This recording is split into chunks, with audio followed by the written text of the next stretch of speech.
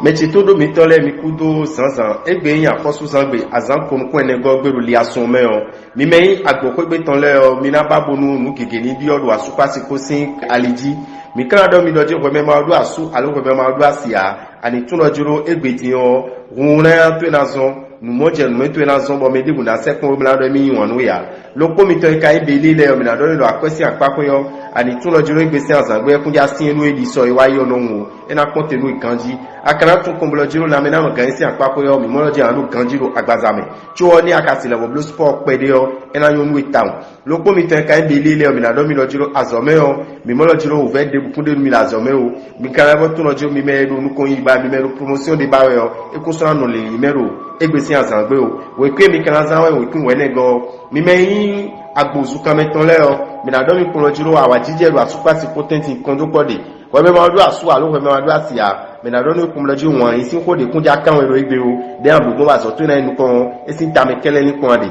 tuo mi kan do mi me yin agbozu kan meton le kumlojiro lo di do akwesi apapo yo mi ni tun lojiro mi na mo uve de bura akwesi apapo do igbe a amon lo ko de mi na tun pon we lojiro mi na tun lojiro le ni mi ton le kekere wiwa bo nu edo nu kumide nu emi ba na soda ido akwesi apapo yo nu mo ko ton le bikina jejro de mi ba gon e kai la me na lo kan si apapo yo mi na do mi kun lojiro ni mi si kan ozun pede mi si blow sport pede na zombo nu eyin jobulo la me mi le o kigina depo be kan la ba dagbe mi e kai aso si apapo yo ira kon pipan dido ijire dodo medewu e we na zumo nu ko ina tin me da zo me toko pepepe nu kigina do tagba me amoni edo jire do medewu da kon pipan e na do dudeji we kun kan azan we kun kon pogo mi me we ro bole mi na do mi kun lojiro mi ni tun lojiro egbesi azan gbe we me ma do asu alo we ma do asia nu mo koton enamian kunu tawo akana tun we me do asu alo we me do asio mi mo lojiro kon do podo asu pasi ko le tintin awa jijede akwesi apapo yo mi na do mi kun lojiro mi ni tun lo planet no zombo dagbe no tin me da akwesi apapo yo planet mo koton le o kege na tin ma do gudomi ba eni na zon bo mi do na cho mi ni town akwesi zansi apapo bo kana do mi kun lojiro la me na no gan si apapo yo planet no yo lo sole we body so ena wa dagbe mi bo mi na ru kanjiro agbazame mo na bo kanjiro tame mi kana do mi kun lojiro azosi apapo yo elo di da lojo suru we na pe mi tempo do suru jawe lu ko ena tin mi la jo mi ton kon alo azo mi ton kon we ku mi kana zawe we kun wo lo pogo mi me ya ka sale mi na do mi kun lojiro we me o do asu alo we me o da si o kondo pode mi awa jijede botrala ni asuto ronde ba alo asito ronde ba we ala pe bula blo mo kotoni bo kana le bo do aido jiton town mi me ma ka do asu alo mi me ma do asile a mi mo lojiro les limitons de beaucoup ilo juru mina daso alu mina dasio amode mina disagon alo de mina do medecin wa me alo mina me de fluo no mo koton nei juromito e karo eni okun kakla meton akwesi apapo yo mina do mi kumlo jiro mi kumo ve de mi ba akwesi apapo yo amo mina te kumo nuwe ma inu jonu a akwesi zan wutu le o mina de popo mo dagbe na tin mi kan e bodo mi kumlo jiro la mina lo kan isi apapo yo planet yo ma so planet mo koton e ja do kan la me mi bo mina kan jiro la me e asosin apapo yo mina do mi kumlo jiro le mi ton le kegere wiwa bo mi kan e bodo le dagbe bode azomi tona inu kongo alo ajomi tona inu kongo mina pe obna inu luto we pe mina zan we pe apotongo mi me kini le o mina do mi kun lojuro asupa si potenti o kondo pode awa jijede mo je le bode nu no vi mi to yin célibataire le me ma do asu alu me ma do asile a mina do yi kun lojuro e kun so le limeni ye o bo me na asuni alu me na asini yo e na imi mo to mi kra do nu no vi mi to yin ni o le ro ko lojuro akwesi apapo de so eni tun lojuro u ve de bukunde yin ra akwesi apapo yo e jobra honde we a e jobra be apedo nde mewe yo e na pe obna ibiblo toro egbesi azanwe planet eni o Saturn planet mo koton e na toku to pede do la mena kan si apapo e won ni bo blue tete bo ni kai aso si apapo we yo me na do yin kun lojuro nu ele ede alo nu esin wesun do ede yo eni tun no mo koton dede di onu o bi kwina tijan we ku e kana zanwe we ku apoton kun lopogo mi me yun da lojile o mi na do mi kun lojuro we me odo asu alo we me odo asio mi mo lojuro planet yo Jupiter planet mo koton ero dagbe wa nu asu pase ko we mo jan we me maka odo asu alo we me odo asia mi na do no kun lojuro we de bukun de nu ero asu pase ko sin apa sin kwebe o trala won isi apa ko yo o ve de bude nu we me vierge wa vierge da mi kra do mi kun lojuro akwesi apa ko yo mi na don mi lojuro nu le bi fina ilisini mi da akwesi apa ko amo planet yo Saturn no planet mo koton ena to tagbal mi de suru la mena no kan isi apa ko bo o ve pele na tin mi tade si femi alo abibode si simi numo koto mi na di la mondo egbesi azangbe azosi anpapo yo mi na do mi kumlo jiro mi tuno jiro nuko inatin mi taw azosi anpapo bo limiton le kekene wiwa wo pie mi kan zawe we pisten we go mi me nu dagan le mi na do mi kumlo jiro Uranus Neptune ko Venus ko mi me balance le do jiro na wa da gbe mi do wan isi anpapo bo mi kan tu kumlo jiro de mi na bloquement fifa la no ko ndo mi tome de mi na bloquement wa jijera de mi na bloquement bo mele besisi ena sukolo ko ndo mi tome ewe mi na blodo igbe mi me kai balance pour ma do asu albu ma do asile a mi na do mi kumlo jiro e ma do dandan mo jena igbon dandan do na mo mele dandan na ti gbon le o e do ma dogun mo bo kan do mi lo jiro akwesi apako yo mi ni tun kumlo jiro lo ko de mi na blo e lo jiro akwesi zan e ni zan do dedeme e ga zan ko e ni ta pon pon ko tu mi zan to e ma ye ni o jawe a o ve de kuna de numero akwesi apako yo e kai a zonsi apako yo mi na do mi kumlo jiro ndudu mi ton mi na pon na du ndudu e ma du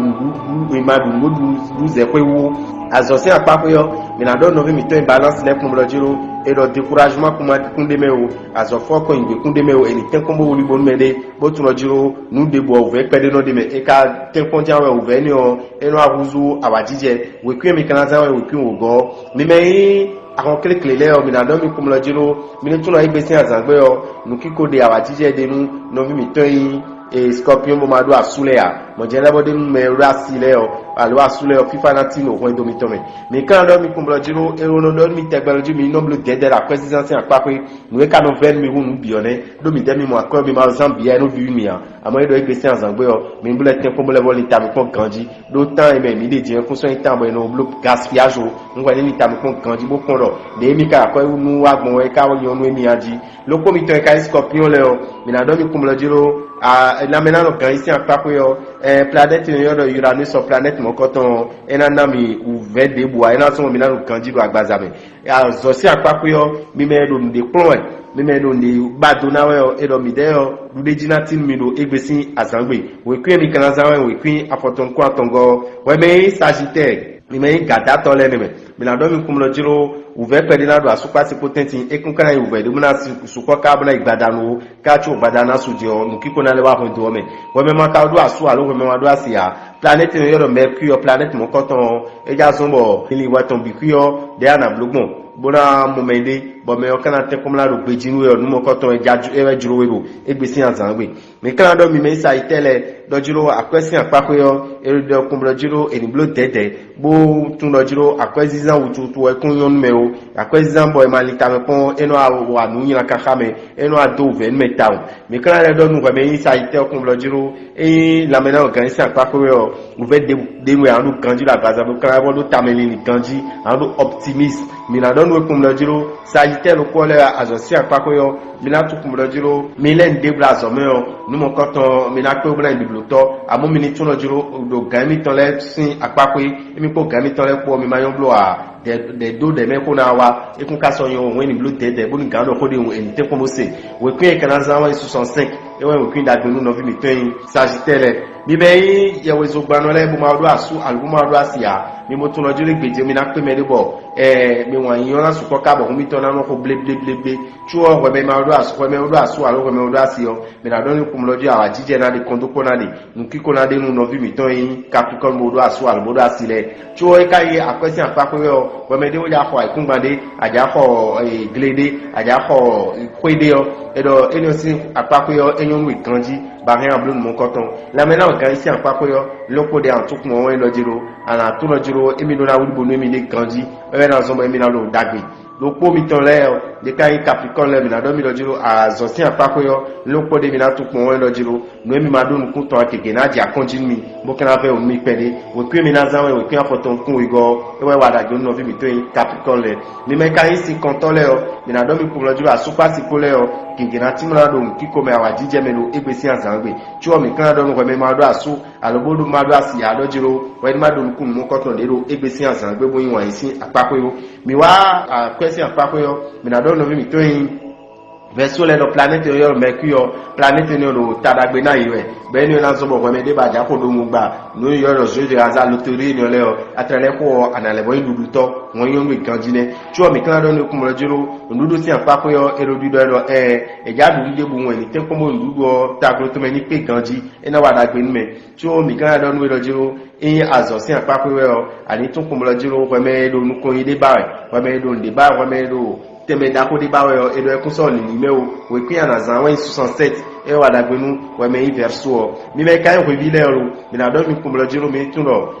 ni dandameo esubo boni mi na ba me na asumi alo me na asimi o e lo jiro kuso ni nimeo we me ka do asu alo ko me do asio ani tun kumlo jiro ndeblo jije we de amblo kuma sutwe na do awajije alo asitwe na do awajije o e wa na ni kumlo dagbe na timwe mi kan do nu no bi mi tan poisson le kumlo jiro e lo jiro akwesi apapewe o erudire de blue tete bu ma do mi na yankwe mo na belu ajo de mewo e na yankwe mo na belu claim alo de mewo do nu nde bu claro de na do nu ko inu ya ngo ni blue tete e kai na me na kan isi apapewe o me na do nu kumlo jiro ani te ko nu sport mi ton ni ole o eni blue pede bu gboje me o e na so mo dagbe na tin me bu kan do nu kwa me poisson ko je aso si apapewe o erudire jiro nu kegetin ni kegetin baba na blue akara pe na blue mo ko ton tandame we kwi anzan we kwi afoton kun igo e wa dagbe no vi mi to poisson le dame ou habitant 5 pcmd et na tenu ko komiton. Pour ne pas rater les prochains numéros,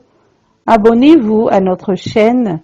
N'oubliez pas d'activer la cloche de notification. À bientôt!